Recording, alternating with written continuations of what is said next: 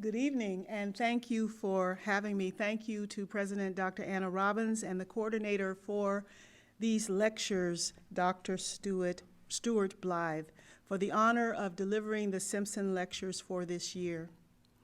It is good to be with you, sharing these talks, even at a distance. We continue to pray and wait for the time that we may once again physically gather together.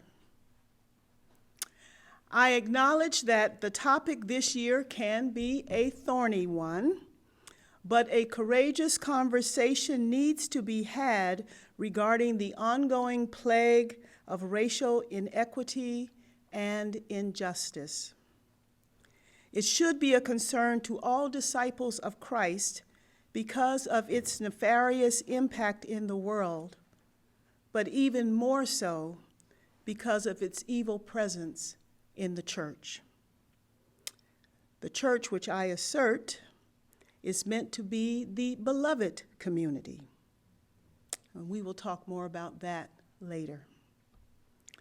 I'm sharing this assignment this year with my colleague, Lynette J. Anderson, who is a lecturer here at Acadia Divinity College. And whether it is he or me delivering the lecture, my hope, and I think I may safely say our hope, is that these talks will engage you in dialogue that provokes and stimulates in such a way as to lead to thoughtful analysis, consideration, and transformation long after these lectures are over.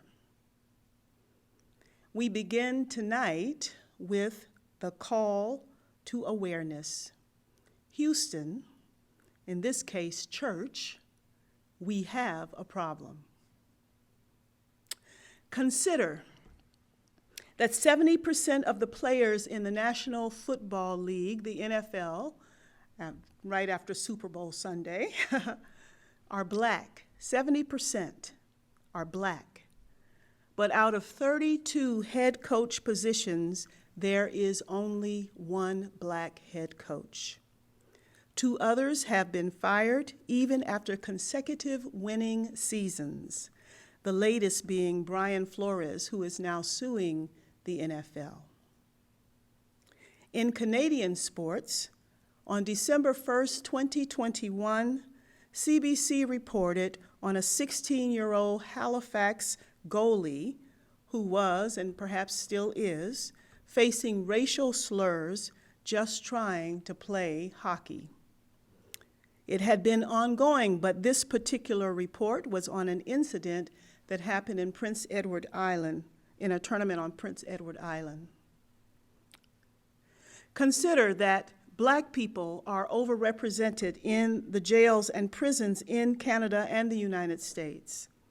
According to Stats Canada, in 2019, African-descended people were just 3.5% of the Canadian population, yet we comprised 7.2% of inmates in our prisons.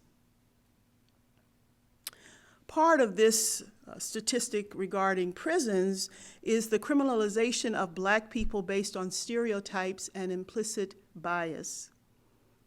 Canadian author Desmond Cole talks about this in his book, The Skin I'm In which he shares his experiences as a black man in Toronto, stopped repeatedly by police, having multiple cars and officers show up for any house call. Desmond's experiences in Toronto are borne out in the Scott Wortley report on street checks released in Halifax in 2019. Consider the stats from the Wortley report. Black people in Halifax are 6 times more likely to be stopped or street checked by police than whites. Wortley also reported that 30% of Halifax's black male population had been charged with a crime as opposed to only 6.8 of the white population. 30%. Consider that African-descended people are underserved in the healthcare system. The January 2021 Canadian Medical Association Journal's article entitled "Time to Dismantle Systemic Anti-Black Racism in Medicine in Canada" reports that this underservice occurs largely because of stereotyping and provider bias. Recent studies of healthcare disparities in Canada, such as the Black Experiences in Healthcare report, that report was made in 2020 out of Ontario, it shows that Blacks are subjected to longer wait times and dismissive attitudes. The COVID-19 pandemic helped reveal Blacks' greater risk of infection due to existing societal disparities, such as the inability of low-income people to isolate. Where do people with no money go to stay for 14 days? These are just a few of the challenges we face in systemic racism. The systems of North America in every sector, education, health, social, justice, economic, were not designed to include people of color. They were designed to serve and support European-descended people. When we say that systems are broken and in need of repair, we say it with the awareness that they are operating just as they were designed. They were never designed to serve African-descended people because we were brought to these shores as enslaved bodies, chattel, property. We did not have the status of human being. We were not considered persons, and we had no rights. As a subjugated people, we were not included in whatever plans or policies that Europeans designed.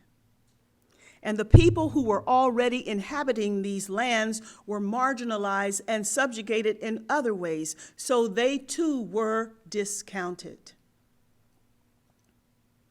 As we delve deeper into our topic tonight, I want to ensure that we understand the terms I'm using the same way. I have adopted the language of Ibram X. Kendi in his work, How to Be an Anti-Racist.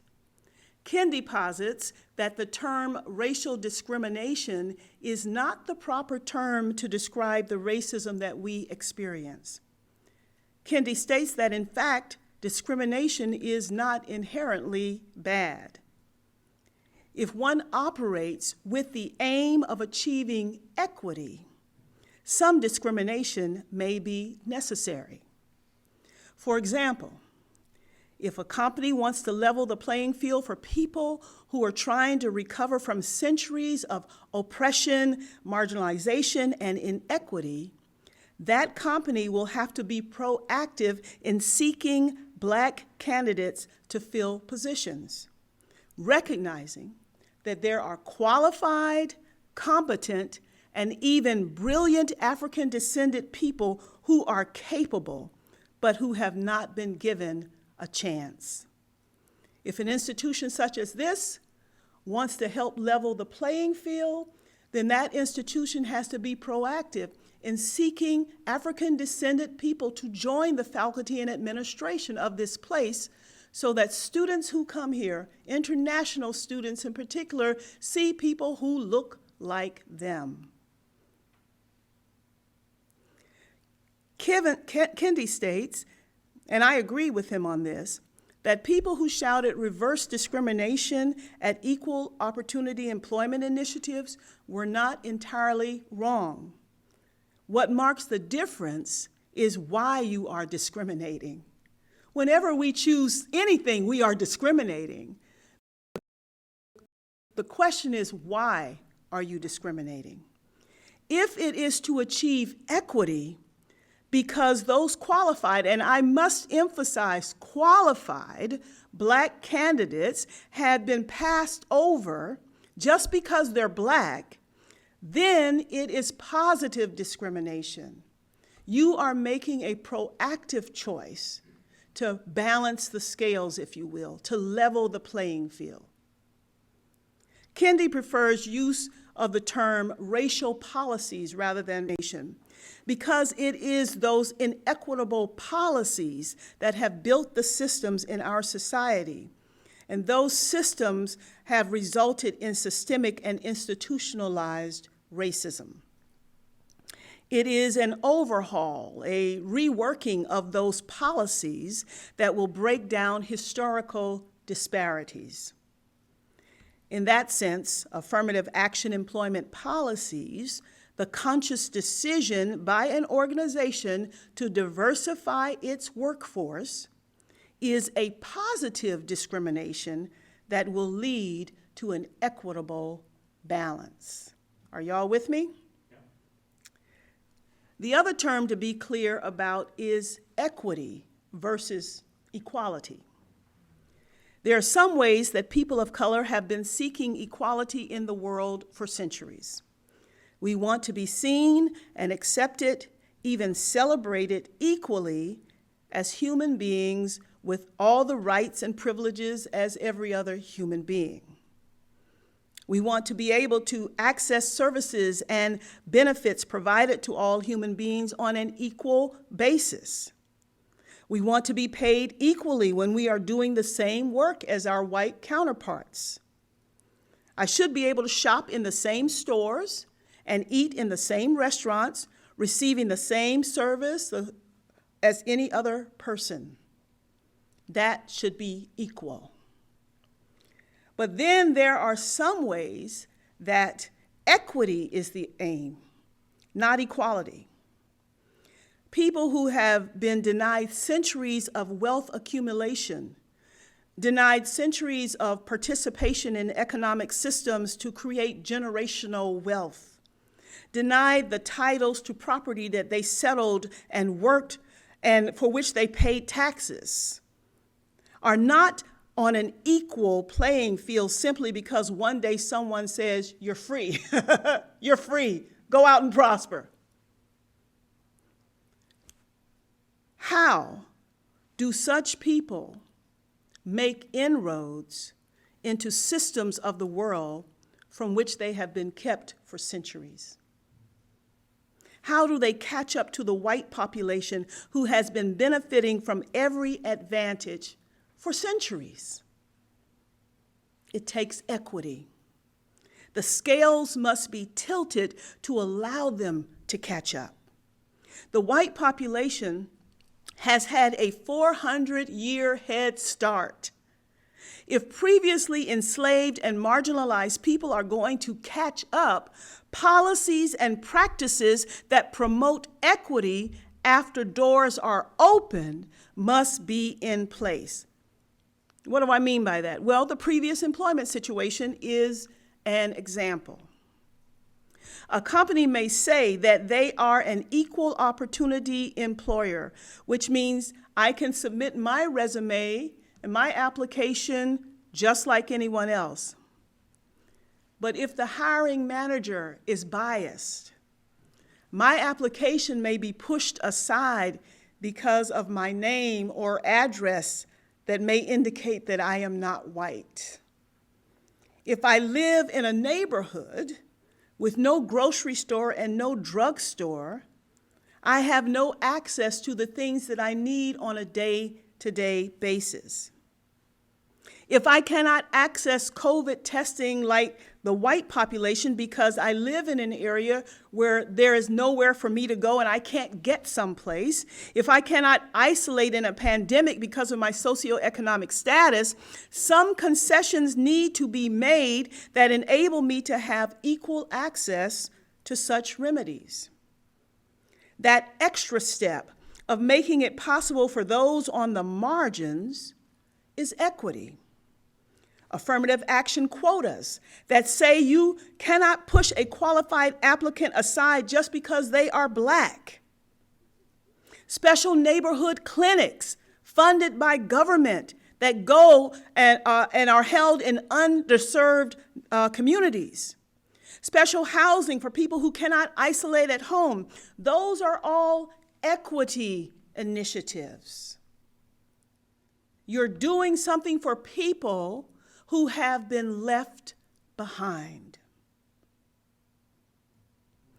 Now, if we move our conversation from the world at large, in these examples that I've been citing, the discrimination, or I should say racial policies that we see at work in the world, let's move our conversation to the church.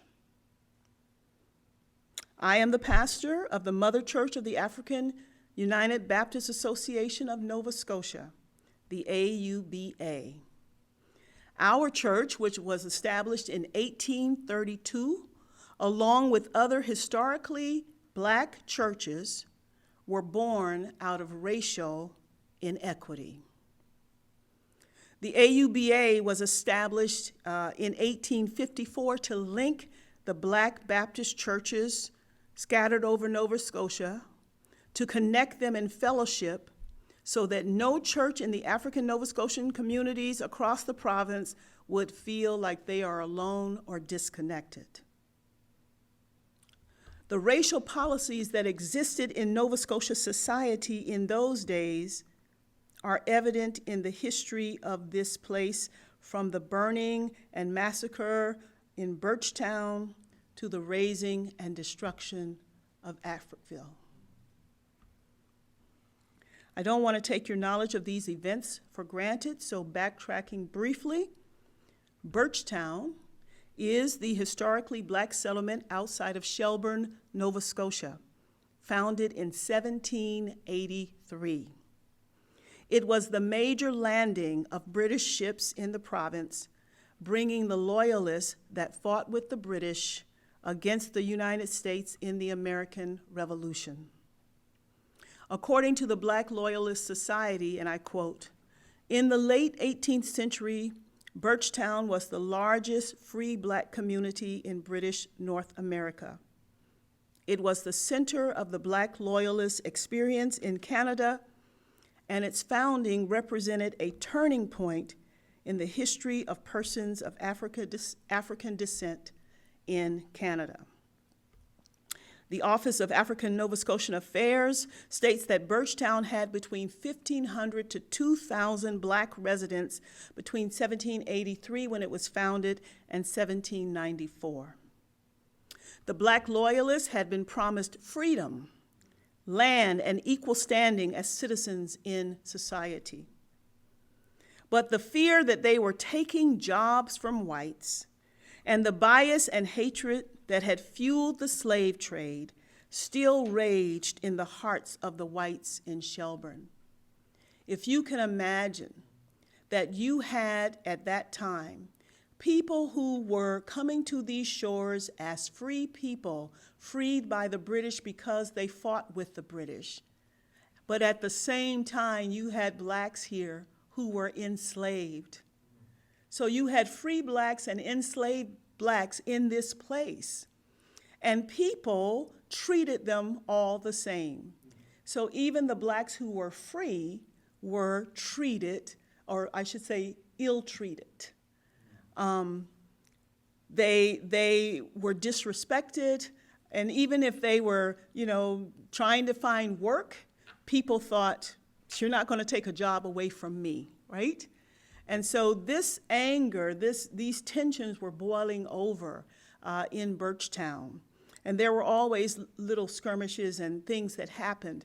But then a full-fledged riot took place. The place of the first race riot in North America is not a badge of honor. That is what some call the riot of July 26, 1784. A group of about 40 white loyalists demolished the home of Black Baptist preacher David George. George had chosen to establish his church in Shelburne rather than in Birchtown. And moreover, he had challenged the established racial hierarchy by baptizing white loyalists. The mob also tore down the houses of about 20 other free Black people living on George's property. Over the next 10 days, hundreds, some report thousands, of white loyalists made incursions into Birchtown, attacking residents, tearing down homes, setting fire, and this continued until the British dispatched troops to regain order. That's the story of Birchtown. Africville was a black settlement outside of Halifax, established in the mid-19th century. It was a self-sustaining community, but had no city services, though requested over many years. Africville endured the impact of environmental racism, with the city choosing to locate a garbage dump, an infectious disease hospital, and a prison, the institutions being situated above Africville, and their waste, along with the garbage, being dumped on Africville grounds. According to the Canadian Museum for Human Rights History on Africville, the city of Halifax refused to provide many amenities other Haligonians took for granted, such as sewage, access to clean water, and garbage disposal. One of the iconic signs or pictures of Africville is a sign that says, "Boil water order." Africville residents who paid taxes and took pride in their homes asked the city to provide these basic services on numerous occasions, but no action was taken. The city compounded the problem by building these undesirable developments in and around Africville. In the 1960s, under the guise of urban renewal, residents of Africville were moved off their land. In recordings and interviews of that time, residents report being coerced, being offered $500 cash for land valued multiple times that amount, but not ever having had that much cash in hand at once, some accepted. Others that resisted finally left after the Seaview Baptist Church was bulldozed in the wee hours of the night. Residents awoke to their church, the center of the community, the heart of people who love to gather in worship. They awoke to their church razed to the ground. The racial hatred that fueled these atrocities was on full display. The negative sentiments that manifested in these despicable acts was not limited to a few unruly hooligans. The policies that permitted racism, especially in the story of Africville, with public officials taking part, public officials making these decisions, duping people out of their homes, and giving the orders for destruction of the church, those policies that permitted racism were widely accepted as a legitimate ideology, even in the church. In her seminal work, A Brief History of the Colored Baptists of Nova Scotia, 1782 to 1953, Dr. Pearline Oliver describes early worship and the birth of the African United Baptist Association. African Canadian churches were founded and established because though people of African descent were permitted to worship in white churches, the churches practiced segregation. African Nova Scotians had to sit in designated sections, usually the upper balcony, just as in movie theaters, and you've heard the famous Viola Desmond story. I shouldn't take that for granted because we have an online audience, but it was a movie theater story where a black woman was forcibly removed from a theater because she refused to sit in the balcony. African Nova Scotians could not hold offices in the churches, so they could attend and they could give their offerings, but they could not exercise any leadership. They couldn't even mingle with the rest of the congregants. Charles DeWeese's prominent Church Covenants of Maritime Baptists explains, quote, "The practice of the time was for blacks to sit in the balcony, which were the free pews. The 1833 Meeting House Covenant of the Baptists in Digby and Clements included, quote, that there shall be a place reserved for the colored people in the gallery on the north side of the house and at the west end, and that no pew holder may sell his pew to colored people, end quote. In matters of the Baptist associations, decisions were often made about the African Association without input from the association. Decisions in terms of what the relationship should look like or what kinds of affiliations were permitted. Could a church belong to more than one association? Old AUBA executive and annual session minutes record the discussion on some of these matters. It was because of these kinds of discriminatory practices that blacks began to establish their own churches. It was their faith that had helped them to endure chains and whips and lechery, as Pearline Oliver describes it. These outward persecutions could not touch their souls. Therefore, the gathering together and the worship of God was of high importance. Furthermore, because they were so denigrated in society, it was in the local church that they could recognize each other's gifts and employ their own gifts. It was in the local churches where people could show them the proper respect and dignity and treat them in a way that was humane. And so people often rose and exercised marvelous gifts in the church, and the ability of the churches to organize was testimony to the fact that these things were wasted as they tried to integrate into churches that would not allow them to fully participate. Keep in mind that slavery was not outlawed until the 1833 Abolition of Slavery Act.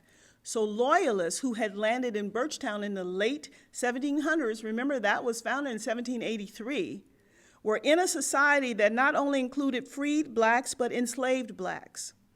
In 1832, when the African Baptist Chapel was established, which was later called Cornwallis Street Baptist and is now New Horizons Baptist, slavery had not yet been abolished in 1832. In trying to erect the church building, additional funds were needed. Working with John Burton, who was a Baptist evangelist, who at the time was receiving blacks into the Halifax congregation, and we are told he was showing them the proper respect and dignity. He was not, mistreating them. He was popular among the black community. He was the one who had gathered together a church in Halifax. Then Richard Preston came on the scene, made his way to Halifax. Burton identified him as a leader. People really respected and they listened to Richard Preston. And pretty soon, Richard Preston was outpacing John Burton in terms of popularity among black congregants. And it was at this time, when Preston was overshadowing Burton, that they parted ways.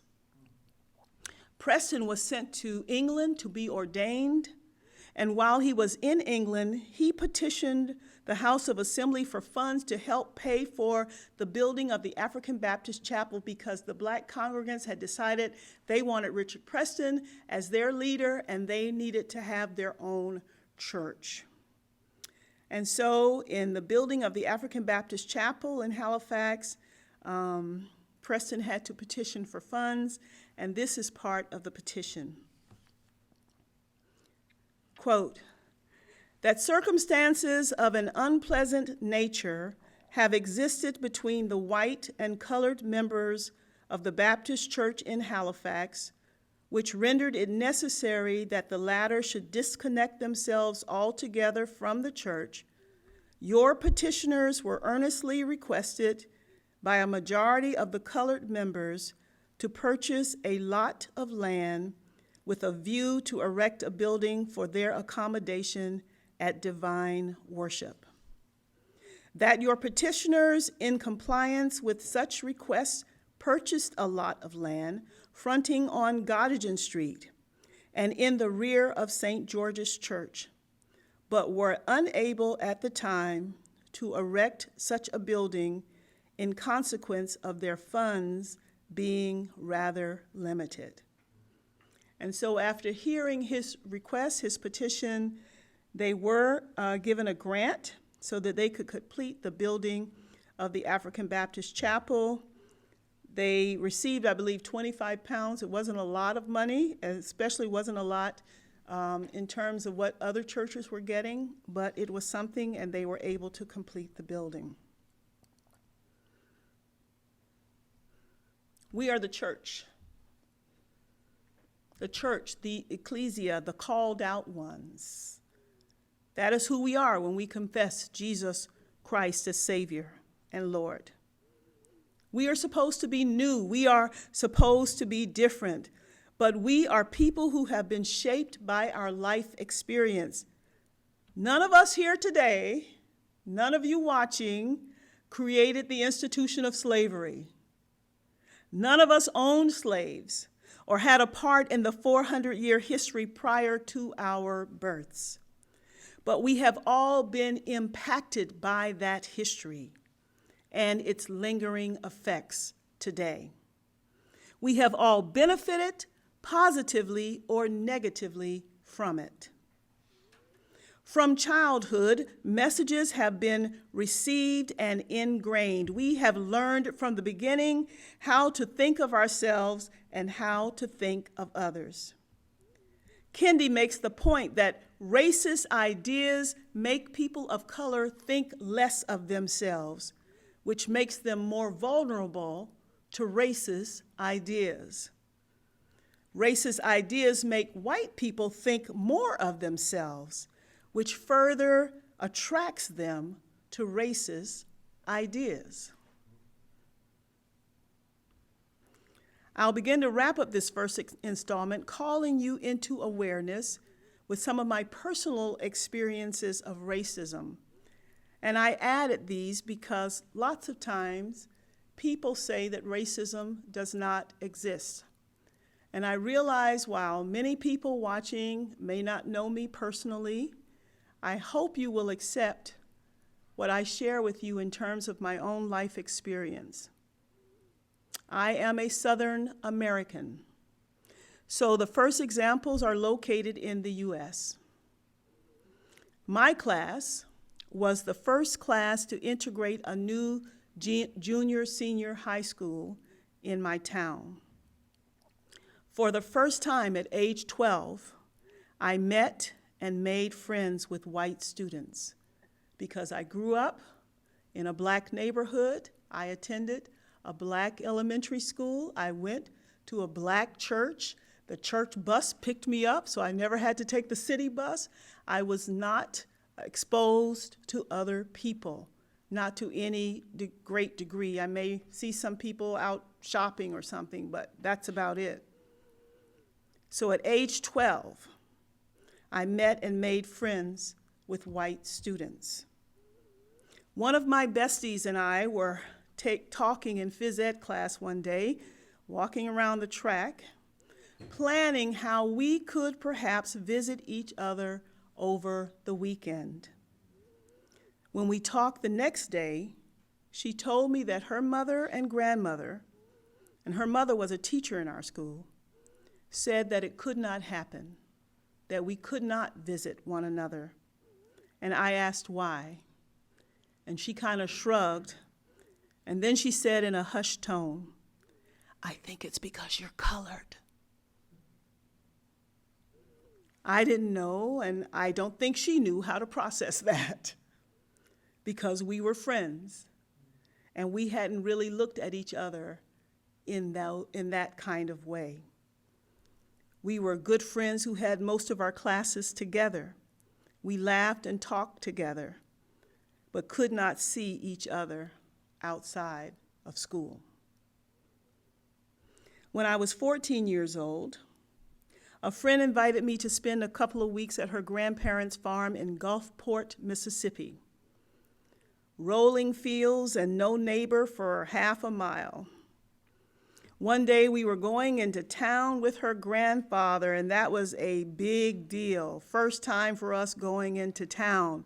Her grandfather gave us very specific instructions, like keeping our heads down, not looking white people in the eye, being polite and keeping our hands in full view in the stores. And my girlfriend and I laughed to ourselves, not taking any of this seriously. We were adolescents who owned the world. We were not enslaved people, and we were not afraid. Well, thank goodness there was no incident that day. But as we consider history and the stories of people like Emmett Till, I realized as a young adult that we could have had major problems and been in major trouble had we crossed paths with the wrong person. As an adult, I have been denied housing after I showed up and did not look like the voice on the phone. A white friend decided to test my claim when I cried racism. So I phoned about a vacant apartment, and when I showed up 15 minutes later, it was suddenly taken. My friend called and was told it was available. She went there, and they were ready to sign her up when she announced that the apartment wasn't for her, it was for her friend in the car. And then the gentleman stumbled all over himself that he wasn't prejudiced, but the neighbors would be upset. Now to Nova Scotia. Picture it. My first pastoral post, New Glasgow, 2002. I encountered several people over the years who believed that they were complimenting me. I was there for 5 years, and people believed they were complimenting me, but they were really showing implicit bias by their remarks. Comments such as, "You are so articulate," or "You speak so well." For you who are European descendant, let it be known, it may seem benign, those kinds of comments, but for African descendant people who are presumed to be lesser educated despite their credentials, it is a veiled racial slight. Just want you to know that. In 2003 in Stellarton, Nova Scotia, my church took part in the annual Christmas Light Parade organized by several churches in the area. And along the walk, one of my deacons shared with me that as recently as 10 years before, in the late 1990s, African-descended people could not walk the streets of Stellarton after dark. Racial slurs and harassment, actual beatings, had been experienced by those caught in these transgressions. Can you imagine in the 1990s? Some of you may be familiar with the Sobeys racial profiling case that pulled the covers off of the persistent problem of retail racial profiling. Most African Canadians have experienced it. Even the former Lieutenant Governor of Nova Scotia gave an interview about her experience with this.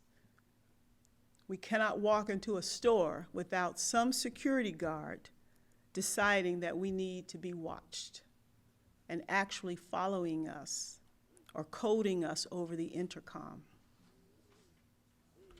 I share these illustrations as part of my story and as examples of the persistence of the pandemic of racism. This is my empirical data. I have lived it. How do these societal problems bear on the church? Understand that we are shaped by our context, by other people like parents and guardians, friends and authority figures, media and public opinion. We're shaped by the communities in which we live. We take all of who we are in the world into the church without even necessarily being aware of all of this stuff that we're carrying with us. The effect is that the same attitudes, the same beliefs and prejudices, the same biases, etc., that guide and influence our everyday living go with us into our local churches. If there's no diversity in your local church, then those prejudices may not seem apparent to you. They must be tested through your internal dialogue. What do you think and feel when you hear certain news reports, or you get a view of a different ethnicity on a television show? What are your beliefs about people of color? Do you buy into stereotypes so that you have preconceived notions of others? I've been told, oh, you must be able to sing. Why is that? Just short of saying all black people can sing. Stereotypes, preconceived notions. You may not have to ask yourself these questions every day because you're not dealing with any diversity in your local context. But what about when you find yourself in the company of people who do not look like you, or who do not have your ethnic or cultural background? Do you avoid difference? Not because you're biased or racist, but because you just feel more comfortable hanging out with people who look like you. Hanging out with folks who share your background. Have you tried to mix it up, to meet and befriend others who are different? What are your views, or better yet, what is your reaction to media reports of people seeking equity and demanding justice? I get all kinds of feedback when we're in the news demanding something. What do they want now? They are never satisfied. Why don't you just go take care of your flock?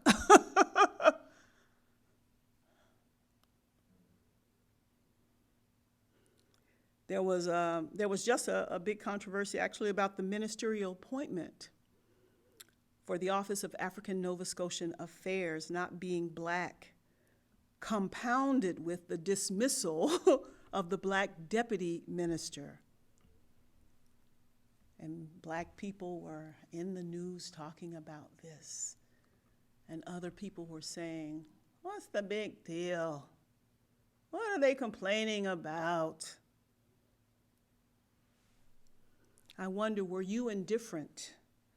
Or did you feel the injustice of a people who have been pushed to the margins over and over and over again? This is the life that we live every day. We cannot hide our skin color. We cannot run from the treatment that we get because of it. We have to learn to live with it. And one of the places where we should not have to face that and live with that and deal with that is in the church. The church should be the place where we are all embraced, no matter our ethnicity, no matter our cultural differences, no matter our skin color. We are supposed to be reflections of the kingdom of God, which is every nation, tongue, and tribe. And so I want to leave you with those thoughts, with those questions, and ask you to do some internal examination. And we will explore more of the concept of internal dialogue in our next talk as we talk about the call to accountability. Thank you.